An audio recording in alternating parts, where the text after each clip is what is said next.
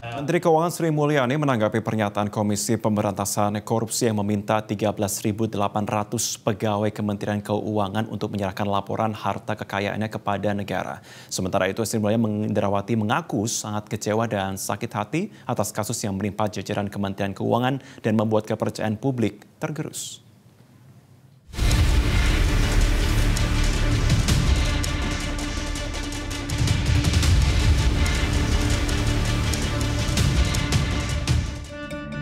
Kasus penganiayaan yang dilakukan oleh anak dari si pejabat pajak Rafael Alun Trisambodo justru berbuntut panjang ke urusan harta para pegawai pajak. KPK menuding banyak pegawai dari Kementerian Keuangan tidak melaporkan harta mereka atau bahkan tidak sesuai. Pimpinan Komisi Pemberantasan Korupsi Alexander Marwata bahkan menyentil banyak juga pejabat negara yang melaporkan harta kekayaan tidak sesuai dengan fakta dan kenyataannya. Kan ada suatu peristiwa, ya saya sampaikan sebetulnya kan banyak pejabat-pejabat kita itu yang melaporkan harta kekayaannya, kalau kita lihat dari profil yang bersangkutan itu nggak match. Ya, kalau kita hanya melihat pekerjaan yang bersangkutan selaku penyelenggara negara atau ASN, ya itu nggak cocok.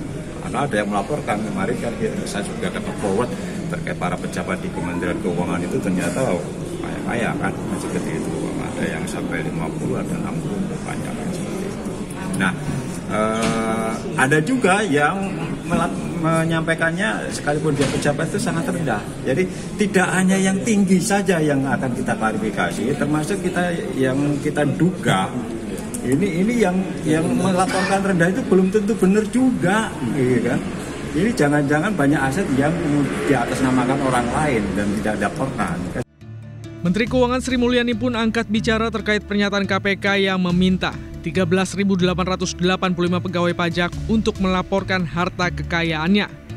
Menurut Menkeu, pegawainya yang berstatus wajib lapor harta kekayaan tahun 2022 ada 32.191 pegawai. Hingga Februari, sebanyak 18.306 pegawai atau 56,87% telah lapor, dan 13.885 atau 43,13% belum lapor. Sri menegaskan, pelaporan harta masih berproses hingga tanggal 31 Maret 2023.